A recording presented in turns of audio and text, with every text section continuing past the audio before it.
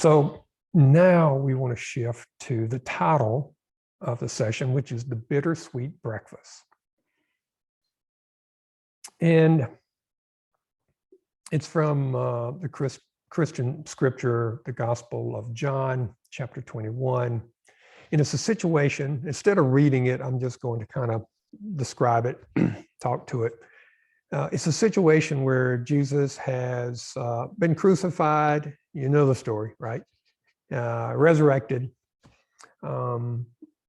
But this chapter is very interesting because even though that's happened, at least 7 of his disciples, they've been hanging out together for 2-3 years, seem not to know what to do.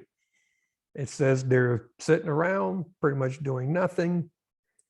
And then Peter, who of course, along with other disciples, was a fisherman. He said, let's go fishing. And it was evening was approaching.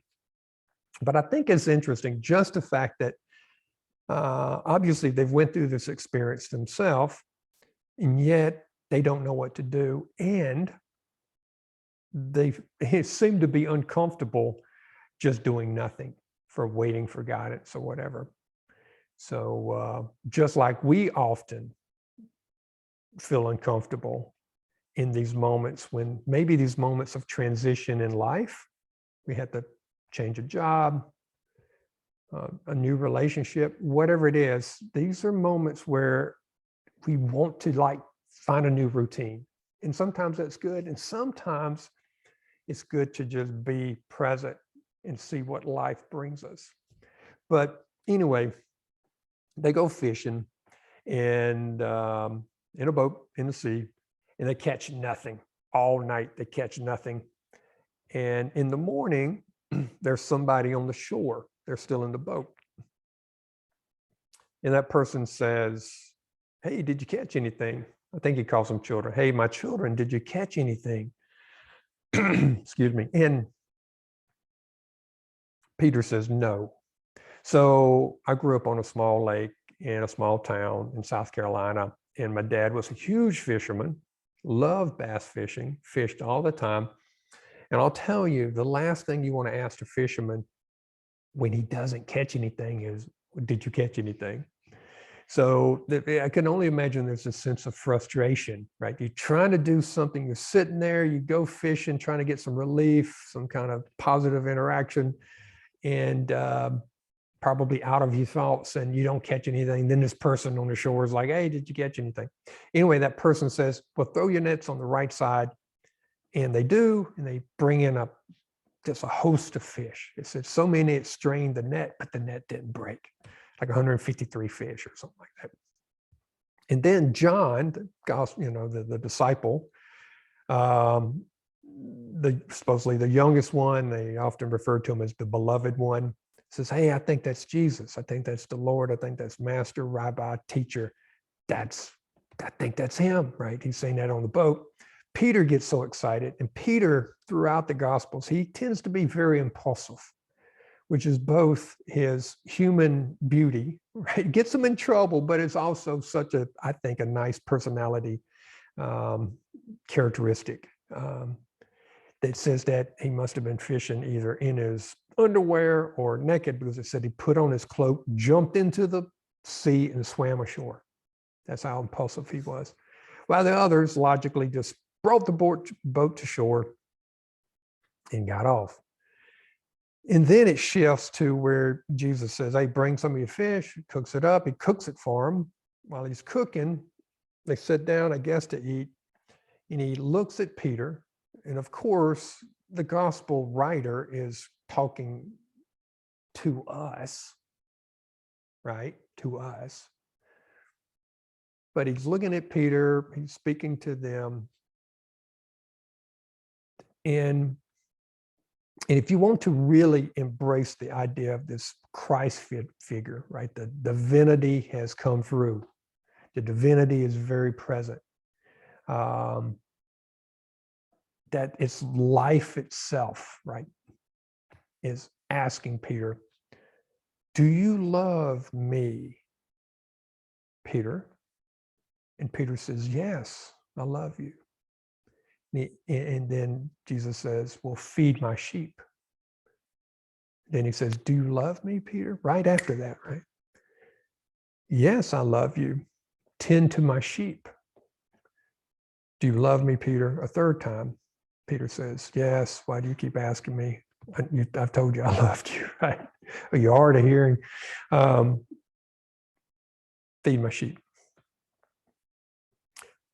What is interesting, because in English, that's always translated as, do you love me? Yes, I love you. Do you love me? Yes, I love you. But we've got like one word for love, and it's love. However, when you look at the Greek, which is what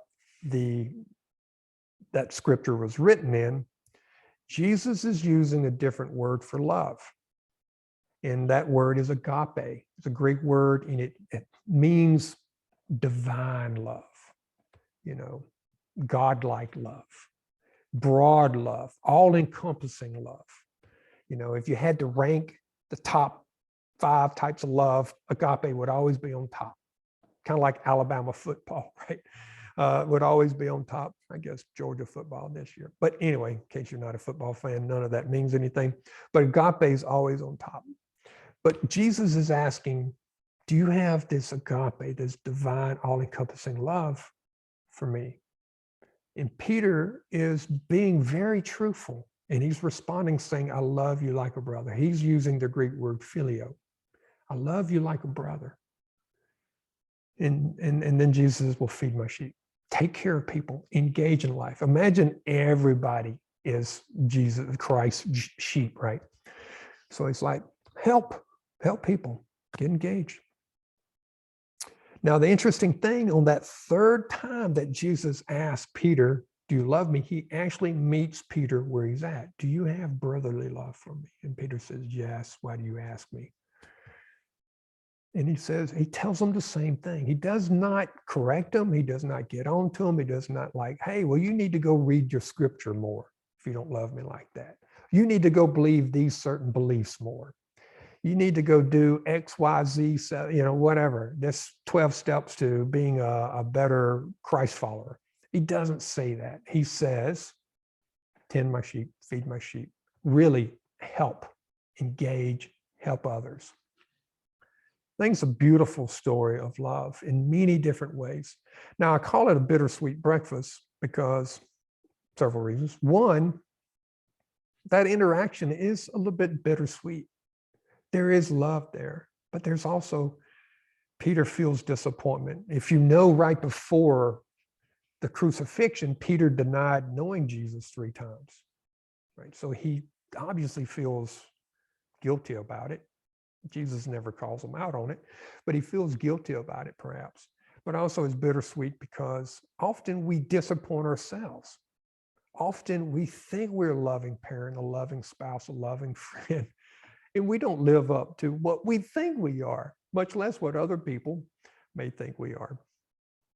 So it's bittersweet that way. It's also bittersweet because that's the last time they do see the incarnate Jesus, their friend, their teacher, their master, their Lord, whatever you want to call it. Somebody that's been so critical to their life, they don't physically see him anymore. So that's bittersweet. But also I like the word bittersweet because personally, the moments in life where I have had my most heart expansive moments, right? These, what feels to be a total rewriting of how I see and experience the world. On one hand, there is a joy to it. There's a lightness, there's a joy, there is clarity, there's a sense of crispness. There's a sense that this is it, right? This is it. And for me, it always comes out, this is precious. This very moment is precious. But there's always a recognition in those moments for me of what I would say the sadness that's built into life. the suffering that we all share, that's present. And probably, I can never put words around this. And then I was at a retreat, of all things, of a teacher of all things. I don't know if maybe it's common for you, dream yoga, right? And I was having this conversation with him on the side, and kind of describing my own experience that I've had multiple times, right? But there's always this sad joy, happy light. Everybody has their pain and suffering. That combination was always together. He said, that's not uncommon. That bittersweet, he's the one who put the word on it, bittersweet. And ever since then, it's like, yes, bittersweet. But don't take that as a negative. It's definitely a positive. It has made me much more aware of the preciousness of each and every moment. Thus, this whole series. So that's the story of the bittersweet breakfast. Now let's dig into what is love. Now, we just had that exchange between Jesus and Peter, or between, if you embody all of Jesus as the Christ, the manifestation of God incarnate, of life, the material world as we see it, everything talking to us. Can you love this way? And we have to respond in whatever capacity we can with how we can love or can't. So that's that big conversation. Kind of hold that in mind. And let's just kind of dig into the specific question of what is love, right? I mean, there's so much thing, the rom-coms on TV, right? There's, romantic novels. There's so many love songs, which we're going to get into. Love is so preeminent in our life and society and culture. And yet, do we actually know what it is? We tend to probably say, well, it's affection, it's romantic love, it's desire, it's all kind of different things. It's very hard for one word to contain everything that love could be. That's why the Greeks were pretty smart by having multiple words on different types of love. But anyway, what is love? So, in an effort to answer that question, since I'm not going to answer it, I'm going to take a quote from Anthony de Mello. If you don't know Anthony de Mello, he was a Jesuit priest from India, but he wrote in such a beautiful, poetic way. He would use scripture, of course, but he was very much into the mystical, heartfelt aspect of life, of scripture. He wrote books, one called Awareness, which very much about the mind of Christ, but really consciousness, right? So his writings are very much applicable because he always tied it into real life. At the same time, I would say spiritual, expansive. So here's one quote from him about love. What does it mean to love? So instead of love as a noun, love as a verb. What does it mean to love? Here's his answer.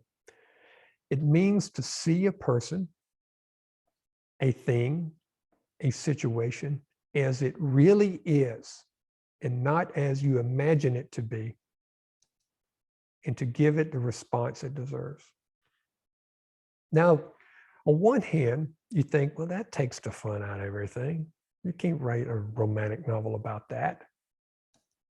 Then he ends it by saying, you cannot love what you do not even see. So what could this be? To see a person, a thing, a situation as it really is and not as you imagine it to be, and to give it the response it deserves. Well, to me, it sounds like to really love, and this could be anything. It could be other people, animals, situations, whatever, like he says, is to be very present with that thing, very present, very aware, very observant. You don't have to be like an expector, but to be present. But the key thing is, right, not as you imagine it to be. We have so many stories in our head. We have so many beliefs. We have so many judgmental filters that we layer on top of all of our experiences that cloud and obstruct how you really can experience or see that particular moment.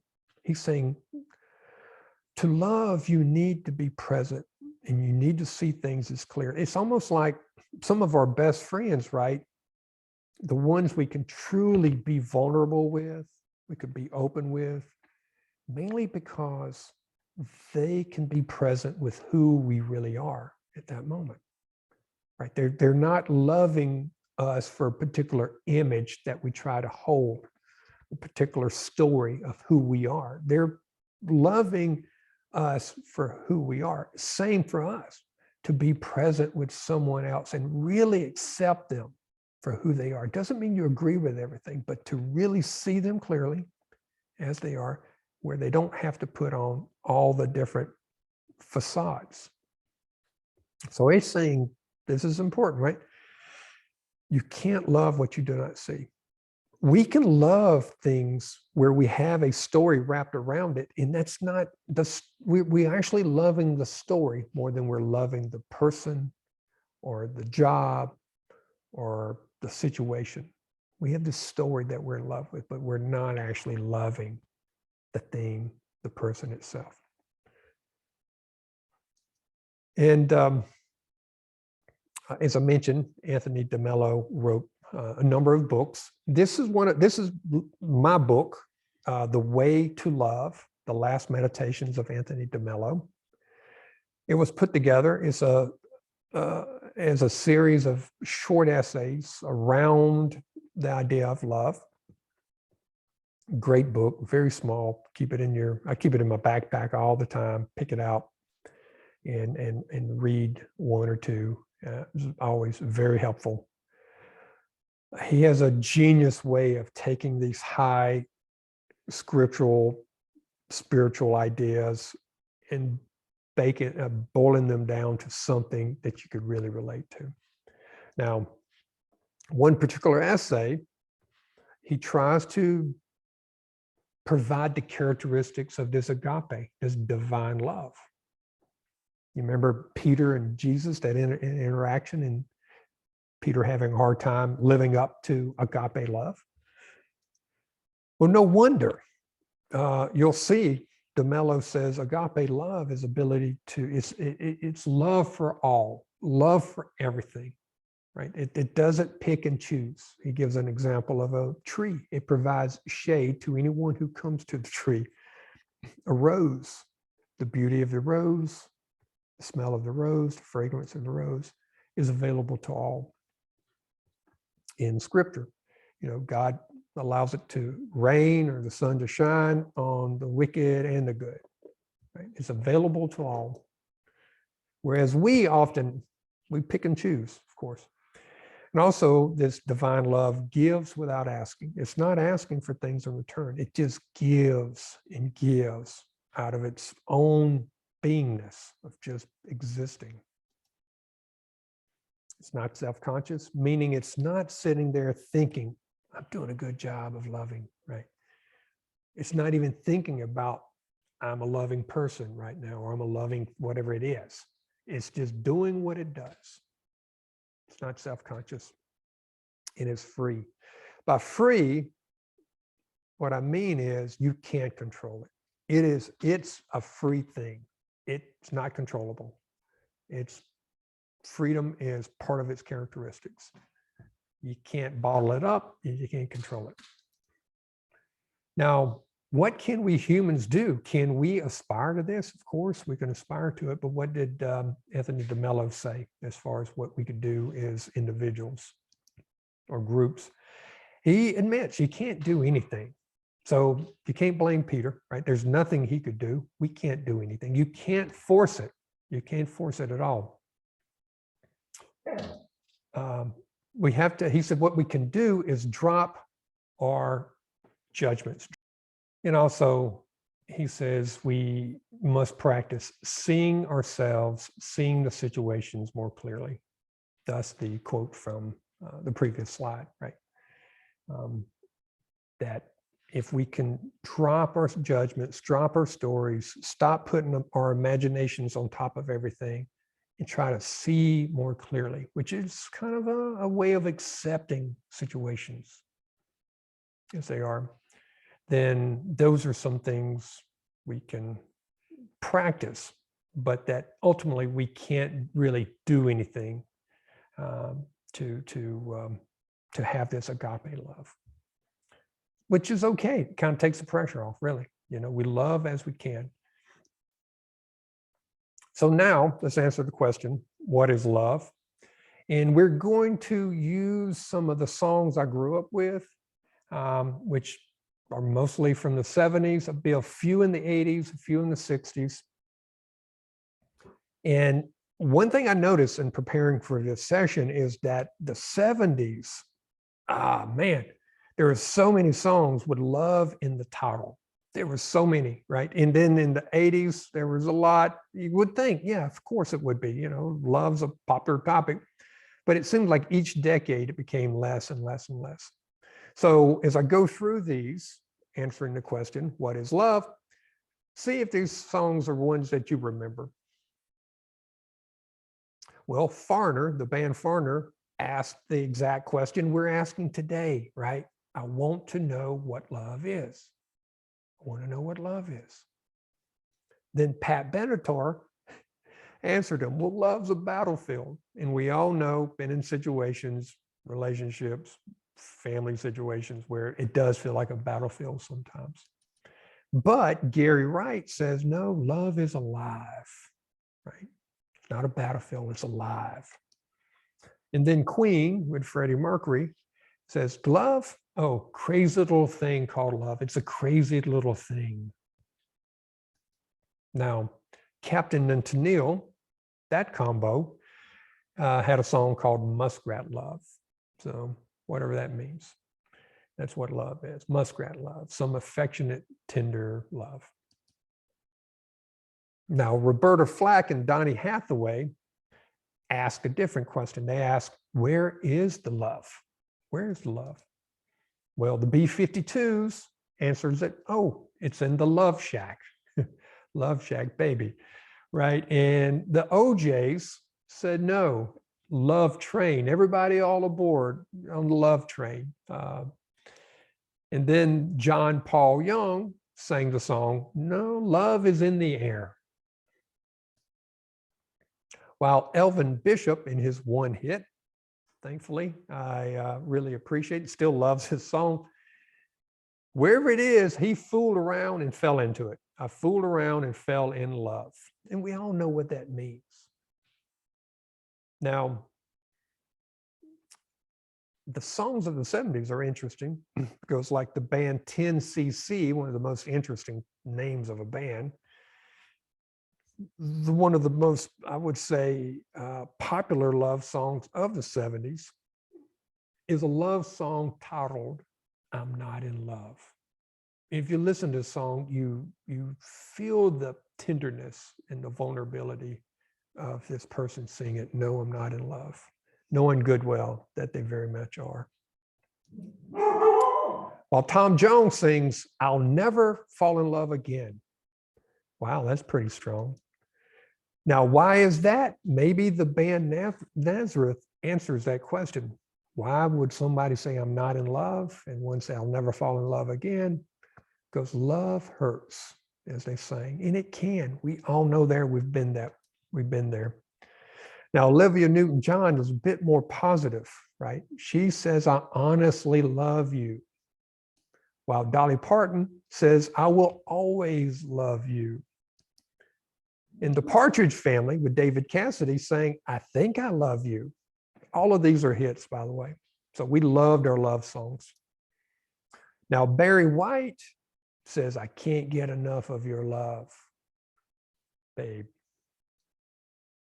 While Fleetwood Mac, the band Fleetwood Mac, becomes a bit more needy. They say you love me. expressing that desire to be loved, to be wanted.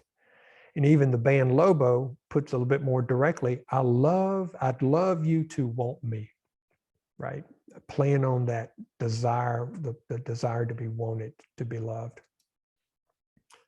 Whereas Earth, Wind, and Fire, one of my favorite bands growing up, I love the horns, I love the harmonies, I love the positivity, I love the lyrics. One of their popular hits was After the Love Has Gone. Whether it's love or if it's the feeling of love, but it just reminds us that love does have this rhythmic way of coming and going sometimes, of changing over time. So to wrap this up, Paul and Linda McCartney had a song called Silly Love Songs, and perhaps all of the songs I just mentioned are just silly love songs. But there's one song I did want to mention, a very popular song, and that was from the Beatles, right? And the song was All You Need Is Love. All you need is love. Love's all you need. But the question I have for you is love all we need? Is that all we need? Or is it just silly love songs? Naive thinking? Is love something that we could do without? Is it something that we just humans made up? Or if it's something deeper, more necessary to life in general? So let's look at the Dalai Lama here with children, which he often is. And I think it's okay to use a quote from him to try to answer that question. Is love all we need? One of his quotes says, love and compassion are necessities, not luxuries. Without them, humanity cannot survive. That's a pretty bold statement, right? Love and compassion are necessities, just like air, food, water. They're not luxuries. Without them, humanity cannot survive. So think about that. Then he also has another quote I think is just as important. We can live without religion and meditation. We can live without religion and meditation, but we cannot survive without human affection. Do you feel that that's true? And that's not an easy thing. He's a religious leader of a religion, Tibetan Buddhism, right? Where meditation is a huge component of their tradition, a critical component of their tradition. He's saying all of that can go away, but we've got to have human affection. Perhaps the Beatles were correct. All we need is love. But let's look at, again, let's go back to Christian scriptures. And there's a story where Jesus is being questioned by some of the groups, the different groups around him about scriptures, about the importance of Mosaic law, because he and the disciples are always breaking the law, technically, even though they're fulfilling the spirit of the law. So he's always being called out, and he's asked, what is the most important law? On one hand, you could say the person really wants to know what Jesus has to say. On the other hand, he's been set up to as a trick, as a trap a little bit. But this is his response. He gives two instead of picking just one. But he starts with the one that you have to start with, right? Love God with all your heart, with all your soul, with all your mind. Then he said, and the second, as the first, love your neighbor as yourself. Now, when I was much younger, I'd listen to the first one. Okay, love God with all your heart, all your soul, all your mind. What does that mean? Because God is just a word. that points to some abstract idea, right? So how can we love an abstract idea? I'll be honest with you, back then it was mainly, okay, I guess I need to read the Bible more. I need to be a better person, need to go to church more. You know, whatever the traditional good church-going person would be considered back then. As I've grown older and I realize that God, divinity, is everything I can imagine, everything I can see, and obviously much, much more, including whatever creative force, whatever idea we have of God is much smaller than whatever the entirety of existence is. So to me, that first one is like Jesus asking Peter, do you have agape love? Something that we can't honestly have, but we can try. And I almost translated it as to love this life you've been given, to love life in general, to love all the mysteries that you don't know, to love whatever did create us all, whatever that may be. Probably we can't even comprehend it, but to love the entirety of life itself with everything you got. And yet knowing that we are just humans and we can't live up to that first one, Jesus says, and the second one is as important. Love your neighbor as yourself. How do we do that? We feed the sheep. We tend to the sheep. We help each other. We engage in life and we help each other in whatever small way. We don't have to go do it in a grand way.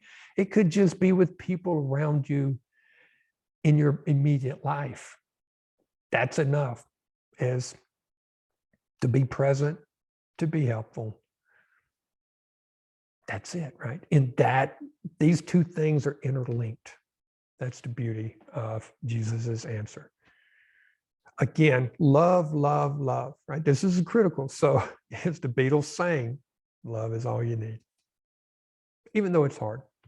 Now I want to end with a little bit before we do a final meditation, how love crosses boundaries. So if it's only about humans, that's great. But honestly, we grew out of this planet Earth. We literally grew out of it like apples grow out of an apple tree, right? The grass grew out of ground.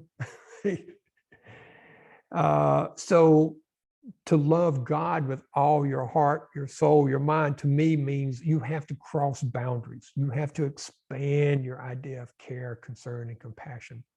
So I'm going to give you a story, a personal story of how love, care, compassion can cross boundaries. And this story is the story of Tiny. Tiny was a small dog that lived with my grandparents, along with a lot of other dogs. We grew up in the country, so there were no inside dogs, right? Dogs, you often were stray dogs. They'd come, give them scrap, Papa would give them scraps, and some would stay a while, then move on. And then there would be the ones where you'd have, and they'd kind of be your dogs. They'd hang out a while, just living the dog life, always outside. Same for cats, right? So this picture is a picture of Tiny with my Uncle Carol. Very small dog. No, I don't know what breed, probably some Chihuahuas mixed in there, but she wasn't a typical Chihuahua. She wasn't always yapping. She was a very caring, loving dog. This is another picture of Tiny with my older brother, Jerry. And this is a picture of Tiny with my grandfather, Woody. And you can see there's a newspaper article. And if you're wondering about when all this occurred and you're checking out the fashion of my brother there, well, this was back in February of 1976. I was 10, about to turn 11. Now, believe me, we would have never wasted time, effort, or money capturing pictures way before smartphones on a dog. Never. But you see, we've got these pictures. The reason we got this picture is because of what Tiny was and what Tiny did. First of all, let me give you a little background on Tiny. She had a couple of litters herself, so it's not uncommon. It happens. But then there was a cat that had a litter of kittens, and something happened to the cat. Either it got killed, ran off, don't know, but it stranded kittens, and they were newborns. Tiny nursed those kittens. And I can't remember the details. Either her puppy litter had kind of moved on or was getting at the age, they were getting weaned or whatever, but I definitely remember, like, that's odd. That's strange. You know, and my granny would say, like, yeah, look at that. Right? Not being surprised, right? But nonetheless, it was unusual. So Tiny had a very caring, loving, motherly instinct, number one. But the main thing is my younger brother, Jeff, who was only 2 at the time, was staying up at my grandparents', and he walked off into the woods. It was cold, it was wet. He walked off into the woods, followed some of the dogs, and he got lost. And he was gone for 17 to 18 hours. But I remember this. I remember looking for Jeff. I remember a lot of people coming to look for Jeff. I remember bloodhounds, of course, because it was raining, they couldn't find a scent. And I also remember thinking, I don't think he's coming back. You know, after a certain period of time, and because of his age and everything, you just do not think, you just think, I thought the worst, honestly. But he was found.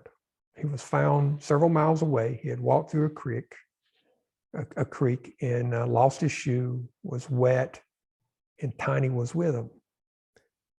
And almost everybody feels like Tiny saved his life because of a couple things. One is she stayed with him and kept him warm with her body because he was wet. That's one thing. And Lord knows, maybe just, you know, a 2-year-old out in the middle of the night, psychologically having someone else there, some other warm entity, conscious creature there, it probably helped as well. But also Tiny, that we never found. Tiny was the one who was barking when she heard some people walking away, and barked to the point that they came and found Jeff. And this is a picture of my brother in the hospital with my mama.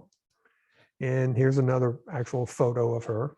And that smile right there, right? That's a smile of love.